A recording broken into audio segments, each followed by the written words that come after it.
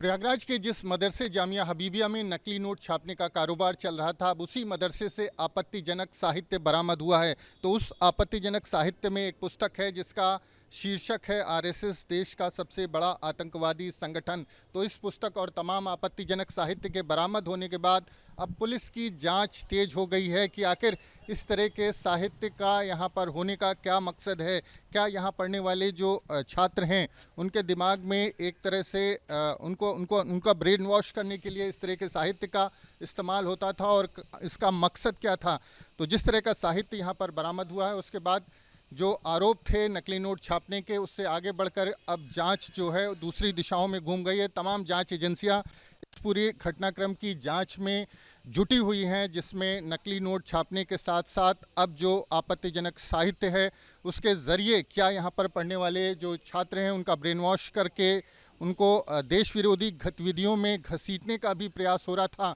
तो इस तरह के तमाम आरोपों की जाँच के लिए एसटीएफ पुलिस के अलावा एनआईए और तमाम जो जांच एजेंसियां हैं वो इसमें जुटी हुई हैं। तो कहीं ना कहीं अब जो है वो जांच का दायरा है वो बढ़ गया है और इस साहित्य के सामने आने के बाद पुलिस ने भी अपनी जांच तेज कर दी है कि आखिर इस तरह का साहित्य जो पुस्तक मिली है आरएसएस देश का सबसे बड़ा आतंकवादी संगठन, उस पुस्तक की तारीफ़ पाकिस्तान के डॉन अखबार ने अपने एक लेख में की थी और एक तरह से जो पुस्तक के ज़रिए नैरेटिव सेट करने की कोशिश की गई है कि 26/11 का जो अटैक था वो हिंदू अटैक था और तमाम जो आतंकवादी हमले थे उसमें जो आरोपी पकड़े गए हैं उनको डिफेंड करने की कोशिश की गई थी।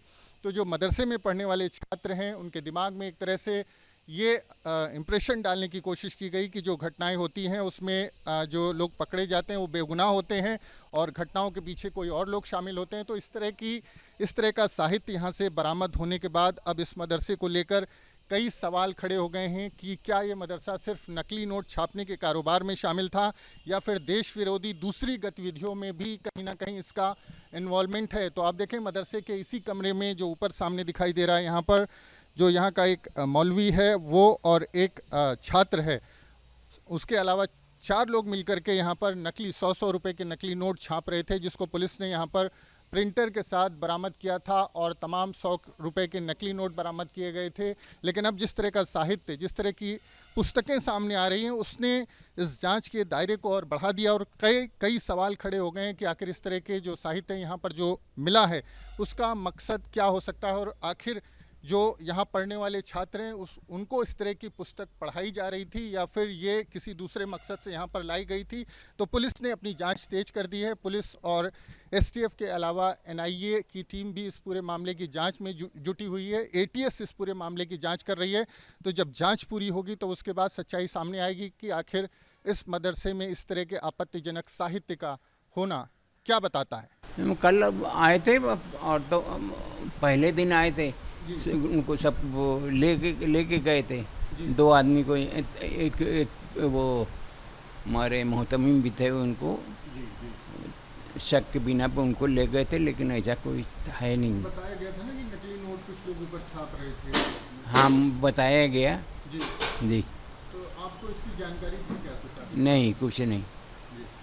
ऊपर असल में सब उनकी फैमिली रहती है और मोहम्मद तफसीरुल आरफीन जो हैं उनकी अम्मा ऊपर रहती हैं।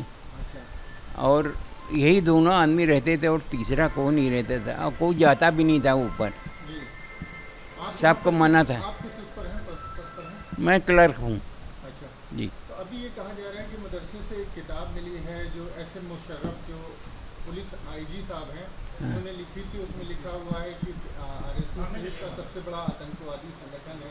इस तरह की किताबें कुछ मिली है? नहीं, ऐसा कुछ नहीं है। आपकी जानकारी में नहीं है? नहीं। क्या होता था ऊपर? जी, क्या होता था ऊपर मुझे हम लोगों को कुछ मालूम ही नहीं, ऊपर जाते ही नहीं थे तो कौन मालूम। मौलाना साहब ये बताइए कि जो प्रिंसिपल साहब थे तफसीरुल आफरीन, हाँ, वो किस सोच के थे? क्या उनकी आपकी कुछ बातचीत से लगता था कि किस तरह की किताबें पढ़ते होंगे, कुछ क्या बातें करते होंगे? नहीं, ऐसी वो आते ही नहीं थे नीचे, मतलब ऐसे आते थे, आए अपना कोई काम तो सब्जी लेने जाना हो घर के लिए या कुछ, तभी दिखते थे, नहीं तो हम लोगों को दिखते नहीं थे। आप लोगों में कभी बैठ की बातचीत नहीं होती थी? नहीं, कोई ऐसी बात नहीं। कभी आपको शक भी नहीं हुआ? नहीं।